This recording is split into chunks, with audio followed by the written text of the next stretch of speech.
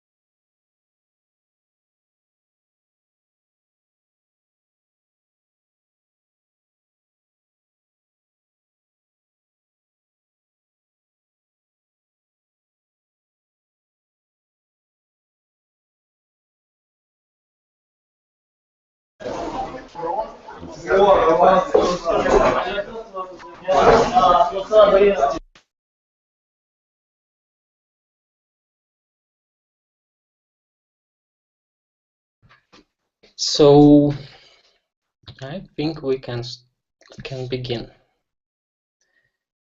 if you don't mind. Let's use Slack general channel for questions.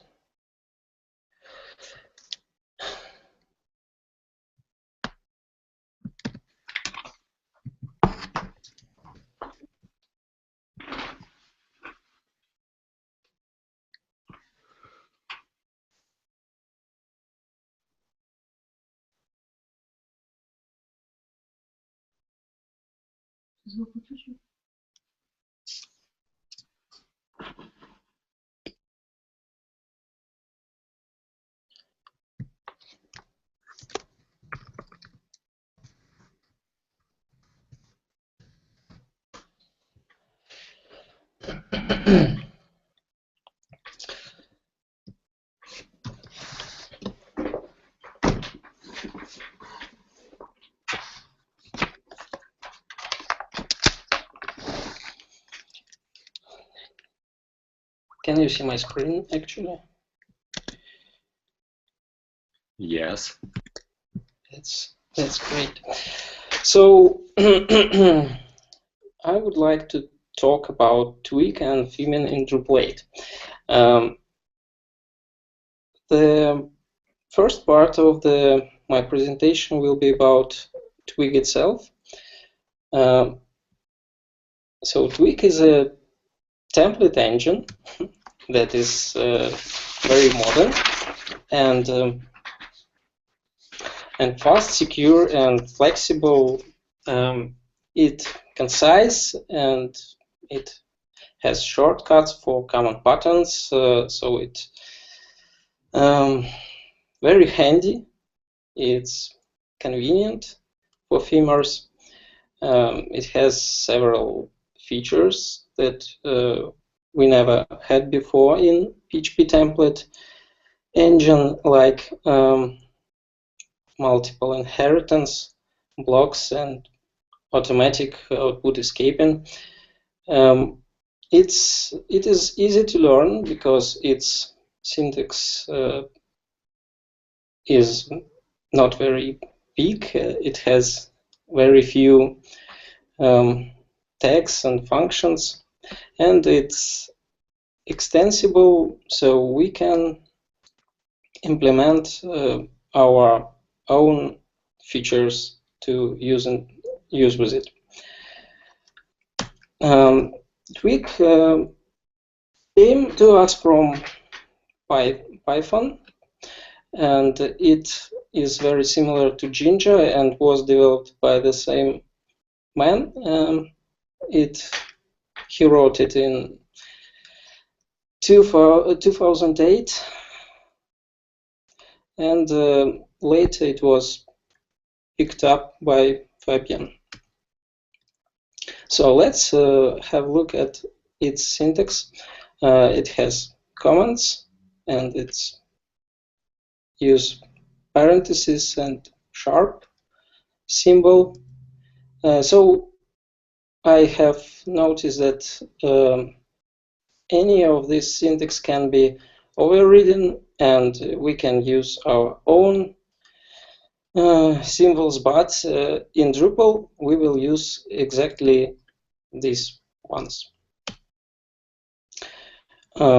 We can execute any statements, assign variables using curly brackets and percent signs.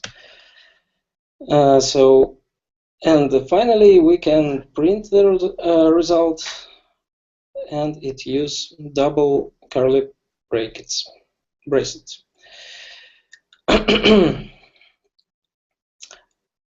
Filters is one of the very handy thing in Twig. It allows us to modify variables. Filters are separated from the variable by a pipe symbol and may have optional arguments in parentheses. Multiple filters can be chained, and the output of one filter will be applied to the next filter. So here on the slide I have the index of the filters grouped by the content, by variable types that can use these filters. So let's look at the first line of the example. Here we assume that name is some string that may have HTML text, and in this case, strip text will remove all HTML text from the string, and title filter later will title case the output of strip text filter. The next line is example of filter with arguments. It will implode values in list in array with comma. Filters also may be applied to a section of code if we use it as a tag. So in this case, this text becomes uppercase, string will be uppercased.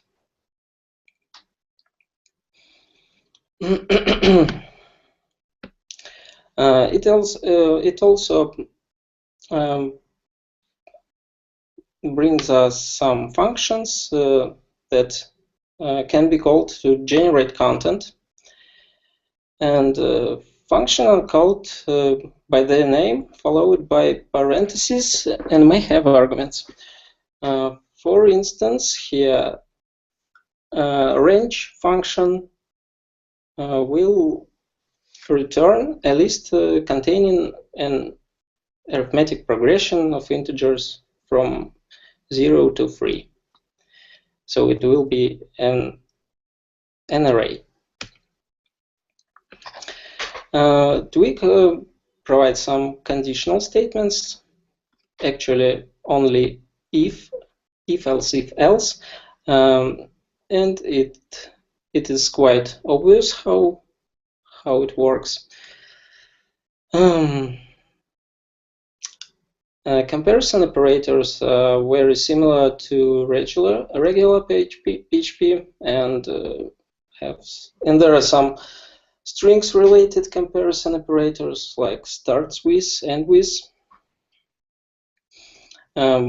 Values of the variables will be evaluated to Boolean values exactly as in PHP.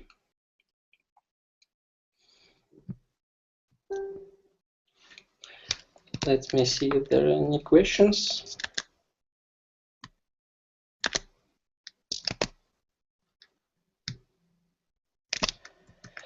Okay.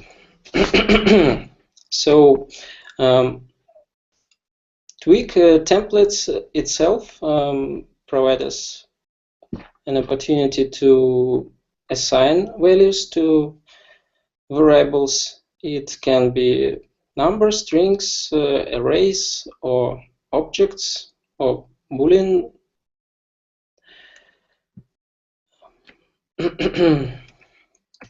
There is very handy ternary operator that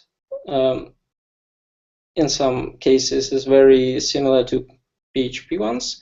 So the first string is exactly as in PHP. We have here some condition, true value and false value, but we can skip, for example, true value, and that means that tested value will be used for yes value.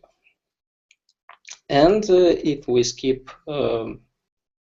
false value of ternary operator, then it will be an empty string. There are a set of math operators and logic operators, and they logic operators are case sensitive, and there are some tests for some test containment operators. Yeah. In Twig we only have one kind of loops. It is for loop, so we use for tag, and it may work as an. It actually works as an for each operator. For each in PHP.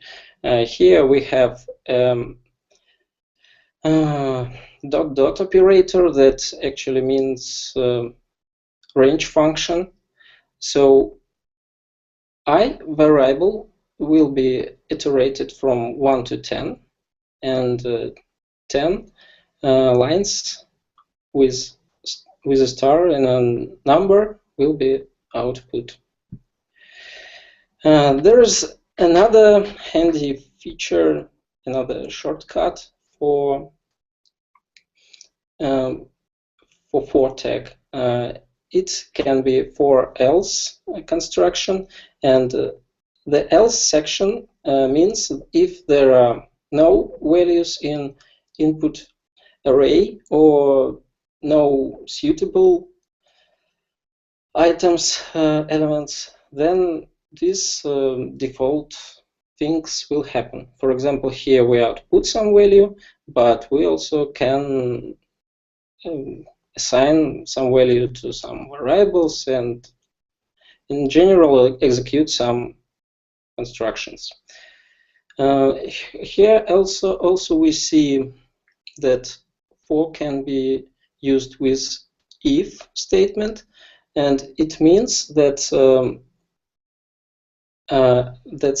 array elements will be filtered. So it's like array filter function.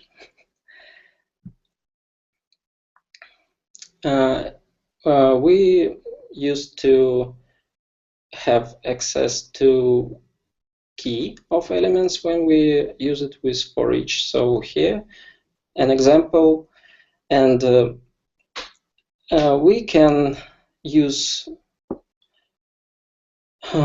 variables separated by a comma, and the first one will be a key of element in array, and the second one is element value. So here we output a key and a value, and also we use some loop variable. Loop variable is exists only in loop contexts, and it has some things that are very useful, like current iteration index or flags if it's first or last iteration of the loop. We can have nested loops, so there is a loop parent context, so we can access parent context. Should I show some example of it?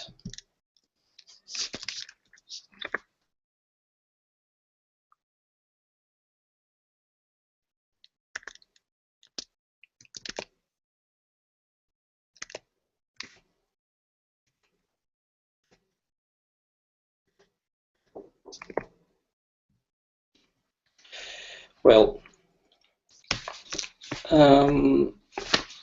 there are several Twig features that used in Drupal by default. It is automatic output escaping,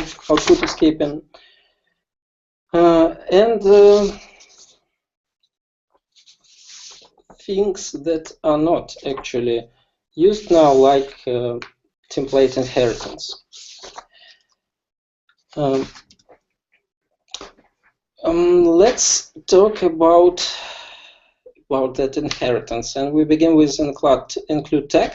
That is actually not about inheritance. So let's assume we have some template that will used to render, for example, some document, and the document is has three sections: hidden, body, and sidebar. Let's also assume that each of these sections is quite big and large. It's hard to understand it from one view.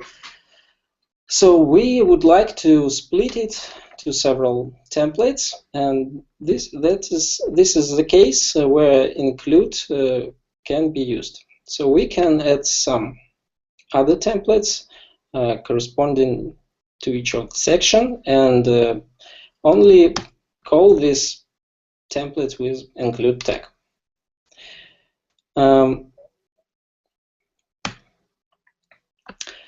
Extends is actually about inheritance. What inheritance means? Inheritance means that we can use some base template that defines some blocks that can be overridden with child template, with children templates. So it is very useful feature that can be used for building and layout. It should be used for code reusing, so we can build some templates that, for example, output 3 columns or some special blocks that are widely used on the site, and later when we output particular content, we will extend these layout templates. I will show you it on a real example. So here we've got some template that defines 3 columns, and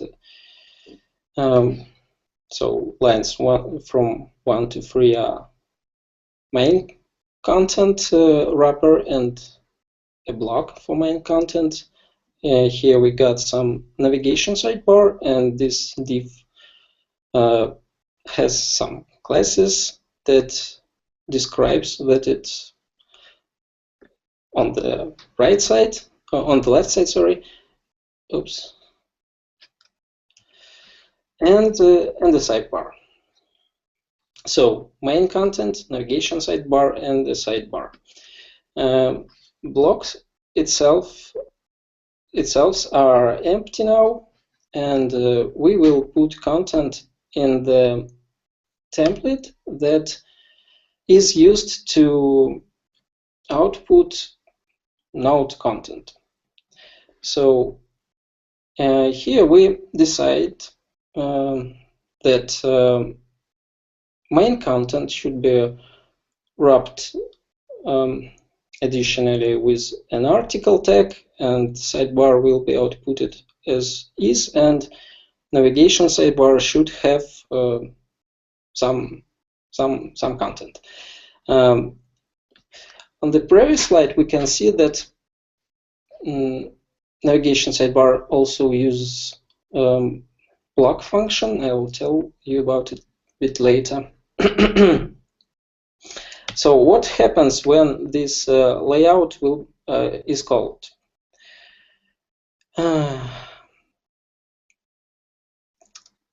First of all, there is some logic that decides which layout actually should be extended. We've got some fields, and depending on their values, we choose some name of the template. So it's called dynamic extension and dynamic inheritance. So let's assume that we have this sidebar navigation markup equals to 1, and we will use that free column template. We take the content of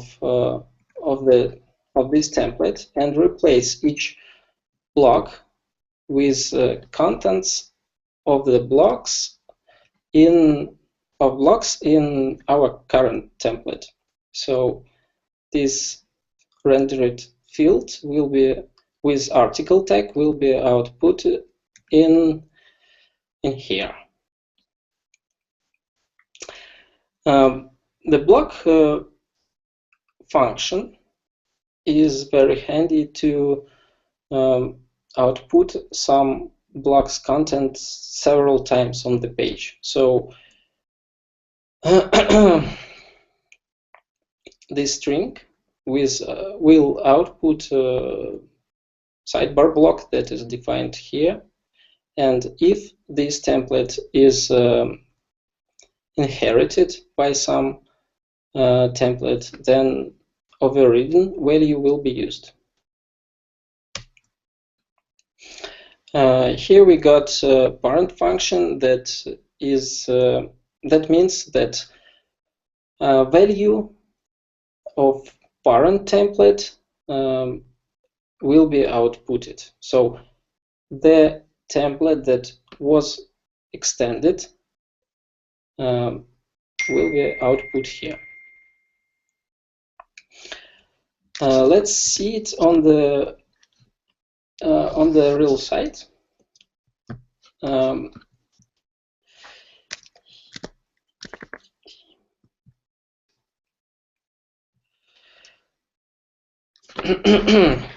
So here we got a template for node of type article, and it has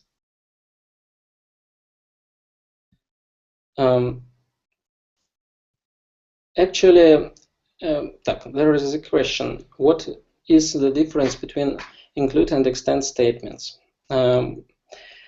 Include statement is just includes some part of template, another file, and it provides its context, so every variables are accessible. And extend statement, it means that some other template should be used before rendering this template, so it's completely different things.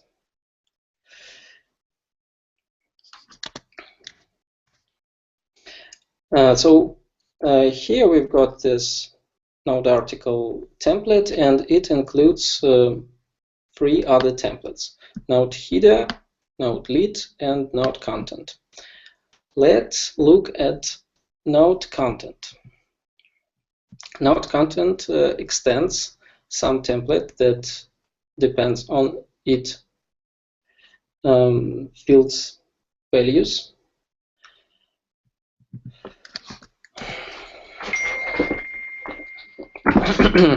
And there are layouts for node content. So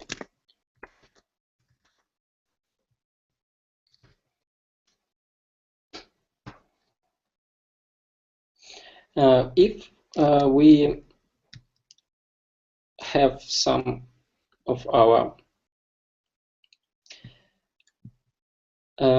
field values changed, then the layout actually should change. So here we just removed a navigation sidebar. That's happened because this value markup is not 1 anymore. And this field sidebar value is defined, so 2-column template is used.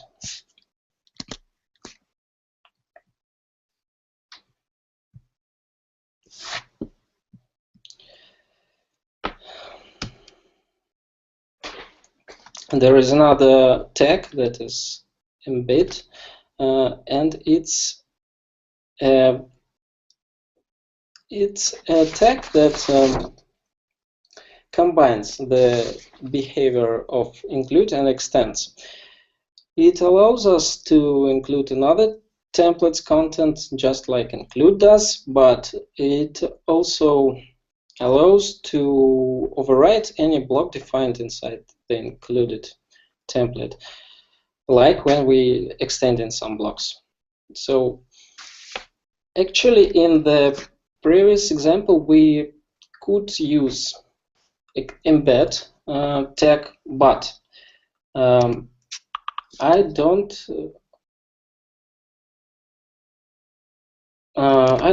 think it will be very convenient, because there are dynamic extending, so we have to put all these lines on the previous in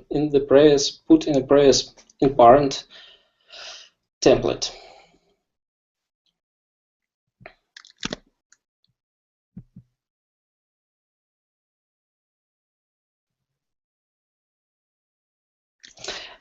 So there is a question: can we set up a name of parent template from preprocess function instead of directly in template? Yeah, sure. We have all preprocess functions in Drupal 8 as in Drupal 7. We also have hook suggestions, so we even can define the name of template and don't use these inheritance features. Is the content actually rendered when is not used in inherited template?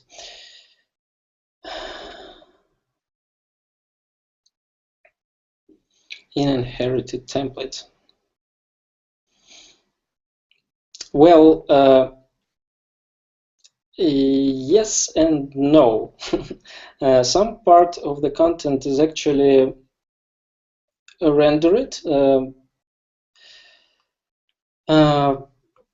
but not fully rendered. On pre-process level, yes, some things are partly rendered, but we've got only a render arrays, so it's not actually a rendering. It's like some pre-processing, and the things will be rendered only after they called in Twig.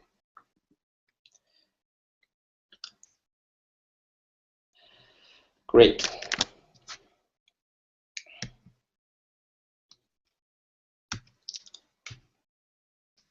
So there is another cool feature that allows us to reuse code. It's called macro. It's a function that is used in Drupal core, and there is a good example of it.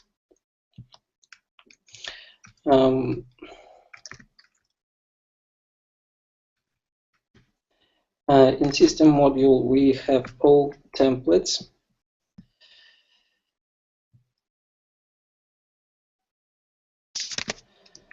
and menu template use macros. So macro is some sort of function that can be defined directly in template, and it has its name and set of arguments that should be used. And in this particular example, we use this macro as in a recursive way. So we render each level of menus, and if menu item has children, then we render all children of current item with the same function. Can we get a list of defined macroses? I'm not sure if we can. Moreover, I have to say that macroses are not accessible from any template before they got imported to current context. So we should prepare our template to use any macroses. We should use import tag or from import tag that will define some namespace, and after this we can use macros. So here, for example, we should include the template itself to use its macroses. We can use macroses from other templates. Then we should define their names. Yeah. Actually, I'm talking about very technical things, and most of them can be found in documentation. That is great. So here is an example of how to import some macroses from other templates.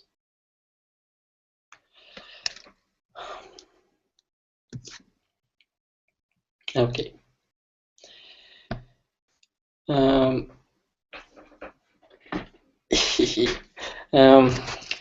Twig comes with Drupal, and it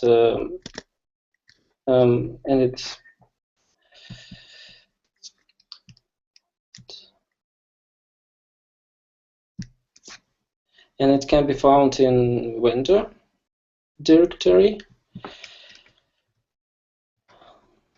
of the Drupal.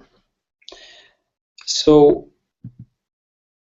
it's later injected and available as a service, so we can use it.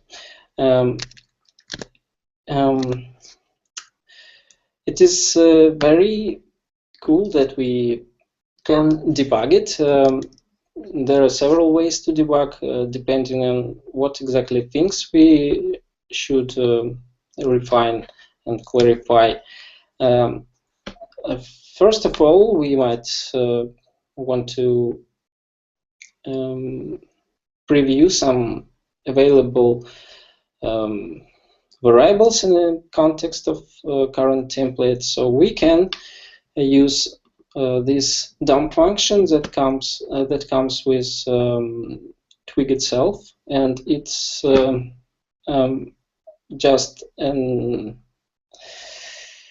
just an print R function actually, but it can be used in Twig.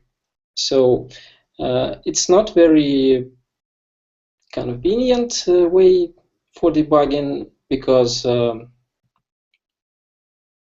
arrays might be very big and it's not readable. So Drush submodule Kint provides some extension that is much more readable, and it's named Kint. So the kint function can be used, and it might be used in any place of code in modules as well, and it's some sort of replacement of Kruma, of Drupal 7. So let's have a look how it works. In our theme, I'll output some template context with kint.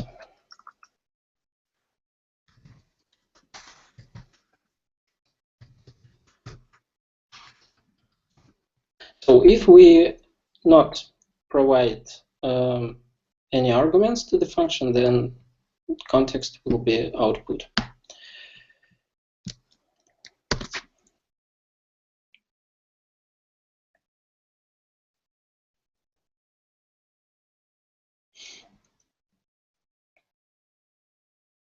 So the context actually is very big array, and there is very handy arrow that allows to view it on separate page.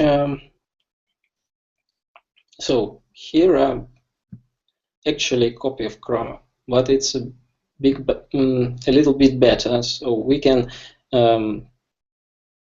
see what methods and static properties available for objects. In context array, we can find which template actually was used, and how is it inherited and from, and anyway, kint is good.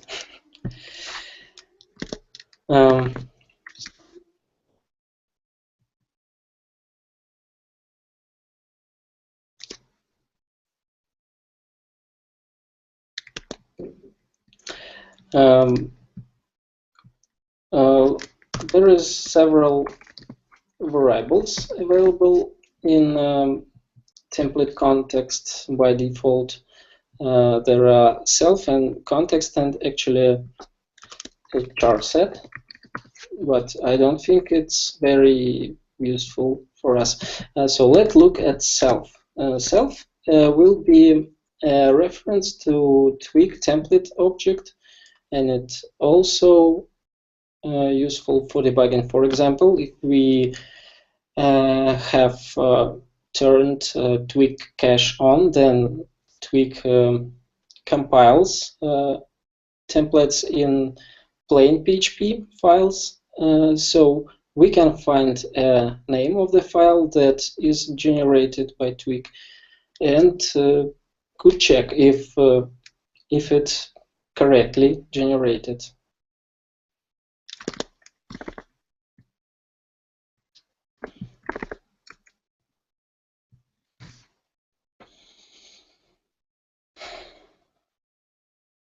So there are a lot of different options here, and names of the templates that also were used with Twig, parents and so on. You have to look at it by yourself. I don't want to describe all these things. So here we've got some information about what functions and filters can be used, what are already defined.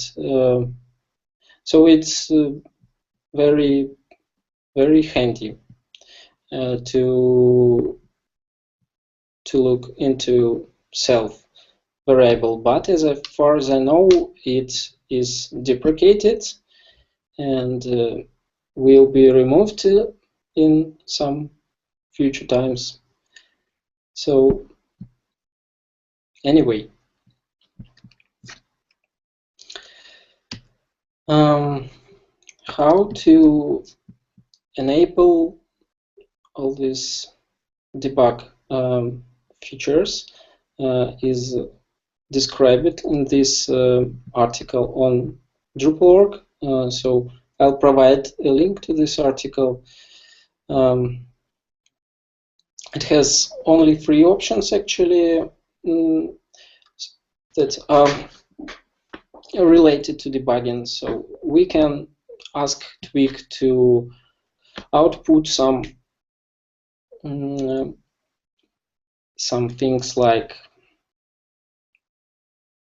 theme information directly in Drupal. So let's have a look. I have this debug enabled, and that's why I have this comment that show me a theme hook that was used to generate it.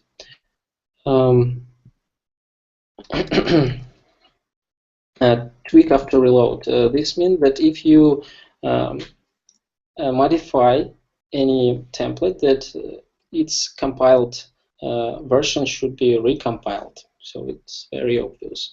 And tweak cache. Tweak cache by default set to true, and this means that it will compile a plain PHP template. Also, Drupal render cache should be disabled to make development of templates fast. It's also explained here. Drupal itself provides, it extends Twig, provides several extensions. It mostly filters and functions. Filters are used as replacements for things that we have in Drupal 7, like T function or check plain function. There is a Drupal escape filter that escapes value of outputted variable, and it is used for automatic output escaping. You can investigate how it exactly works.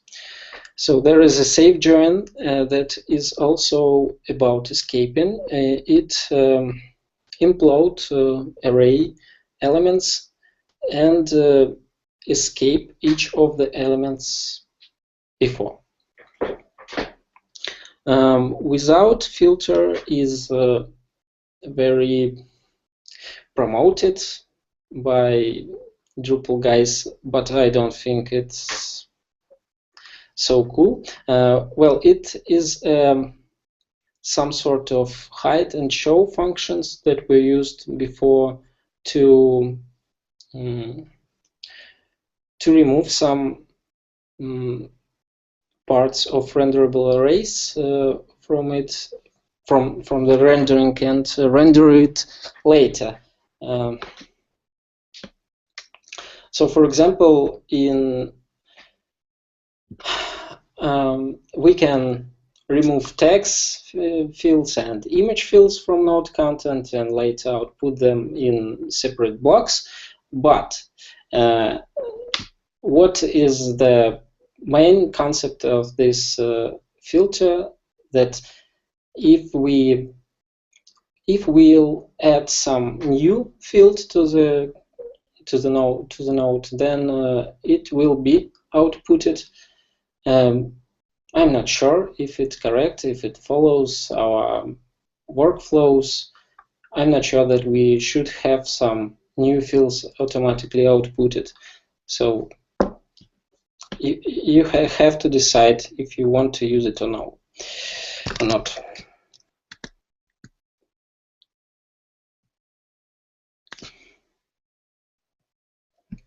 Yes, hide function is still in Drupal, but I think it will be deprecated and removed later. I'm not sure. Functions. There are URL and path function that very similar to Drupal 7 URL functions. File URL, attach library. Attach library is a new thing. It works like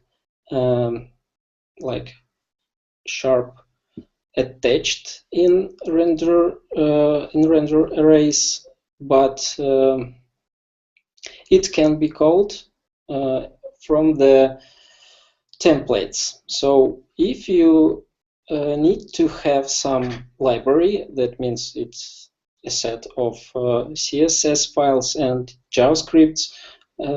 For if you use that template, then this function should be used. It's a very interesting feature that we haven't had before. We can also, well, the last functions are quite obvious, I think. On the Drupal org, you can find several articles about how to use Twig correctly, what are best practices. So,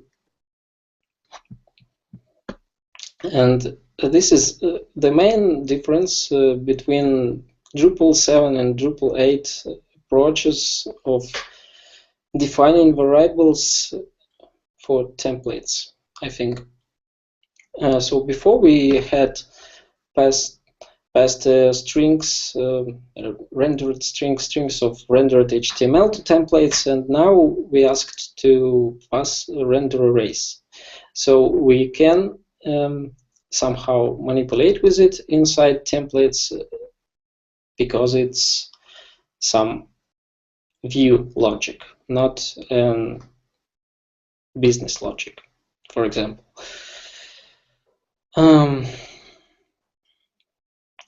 Filters and utility functions should be called inside templates instead of preprocessed functions. This is very cool because we can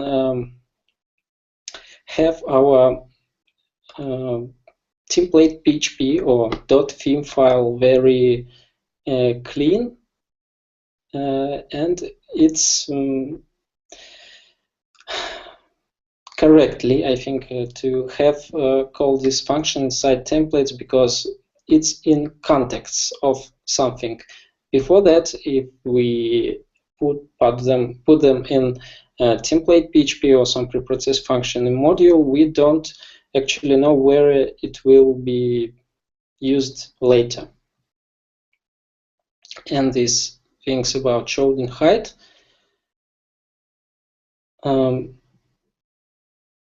Before Drupal 8, we had use height, and in Twig, in Drupal 8, we use without.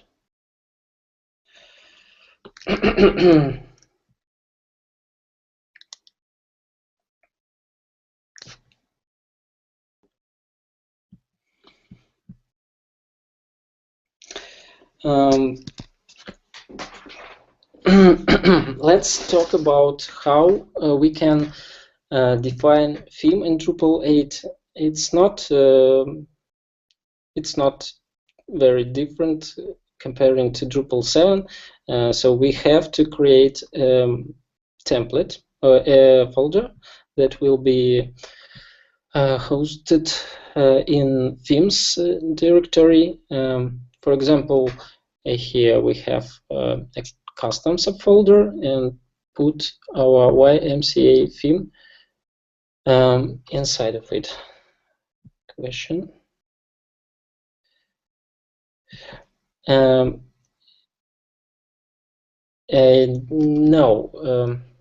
I'll talk about it a bit later. So the main files of the theme is screenshot.png. No, of course no. It's an info YML file. Here, as in Drupal 7, we put data about its name, type, and package. And about a base theme. Base themes. In Drupal 8, we have a bunch of themes that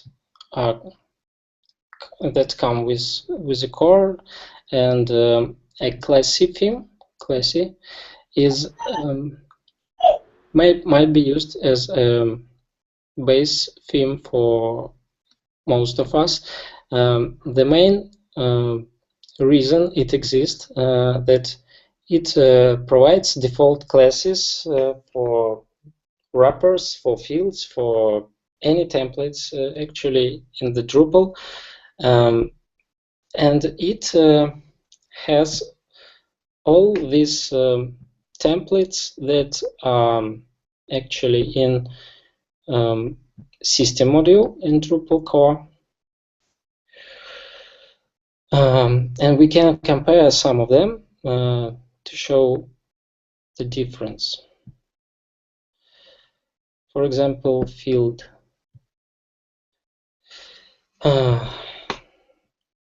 field is a bad example. Let's look at menu. Here, menu template is quite clear, and its version from classy is more useful on real sites. So here we additionally have these classes for expanding of menus, of its collapsing and trailing, and so on. So if you want to get a very, very clean markup, then you shouldn't use classy.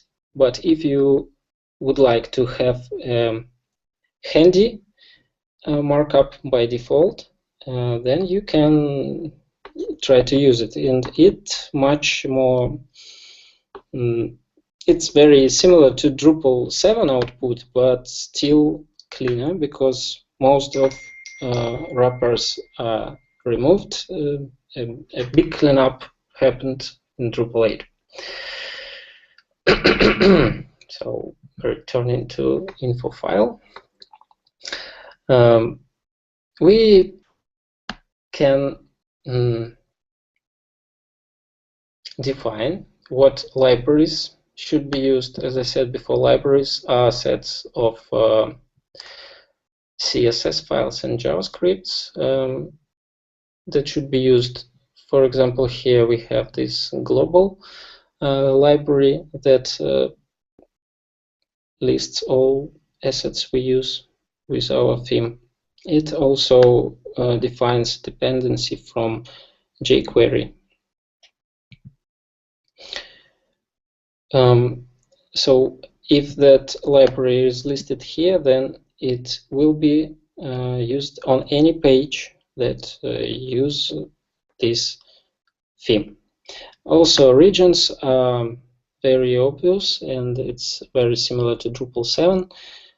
Nothing changed about it. We can remove some CSS files, exclude them that came from the core or the base theme.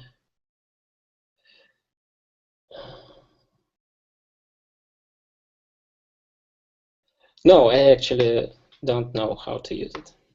I don't know how to use version and library definition.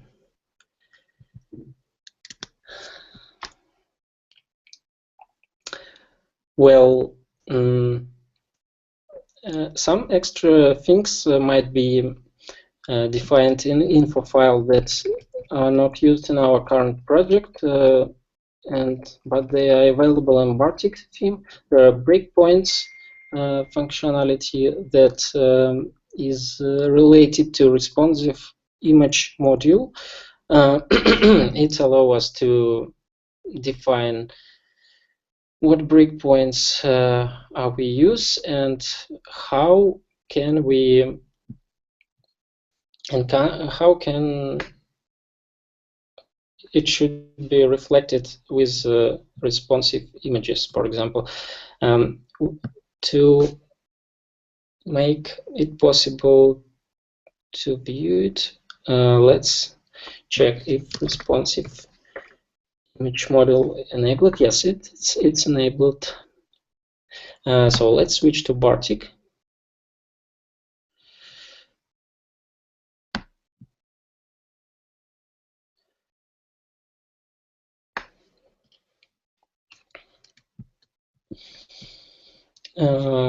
Okay, so responsive images module provides us some administration page that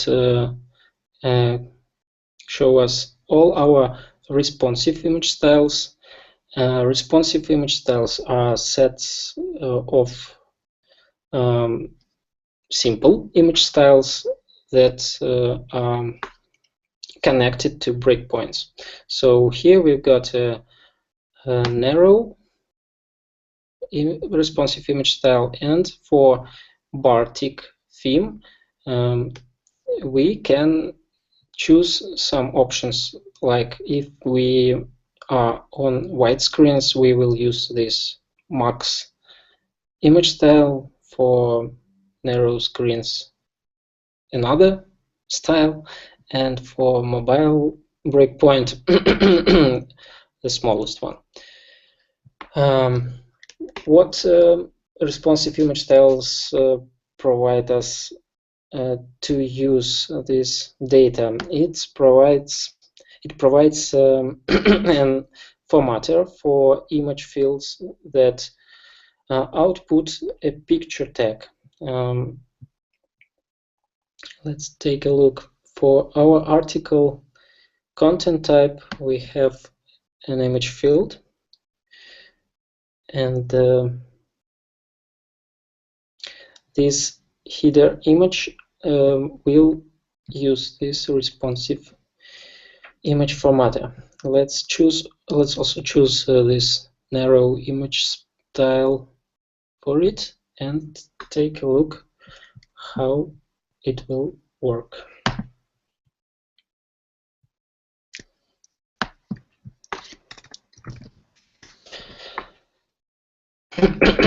So here we've got our picture, and I'll open it picture in different tabs for different screen sizes, and I think they will be of different dimensions. So the first image is the Max 1300 style, the second is twice smaller, and the last one is the smallest. Okay, it looks like it worked as expected. So you can use this feature if you need. In our current project, we don't use it because the actual task is to implement current old client side as it is.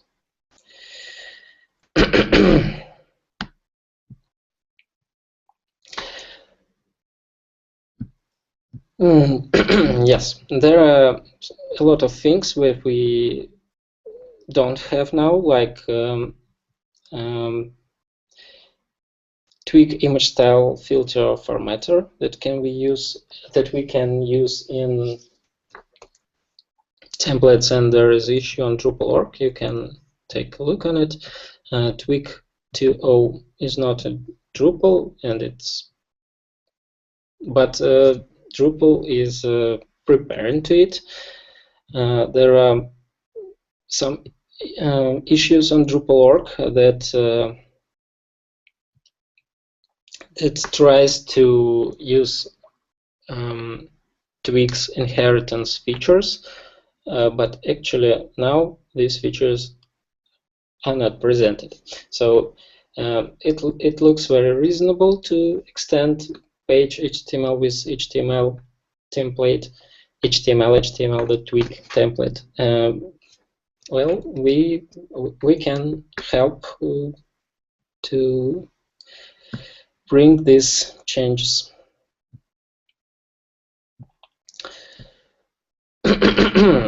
Also, there are a lot of other different issues that can be found by filtering issue queue with Twig tag.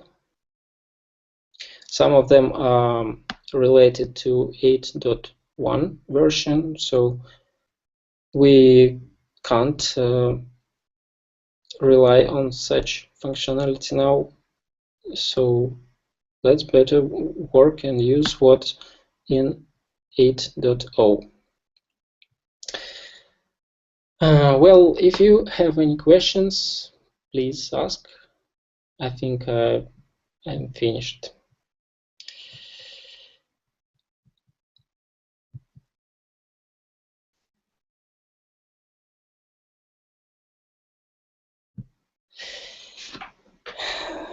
Thank you for your attention.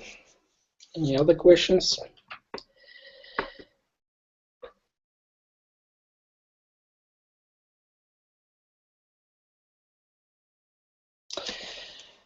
Okay. Anyway, you can find me by an email. I'll provide this data and the recording of this presentation later. So, thank you and goodbye.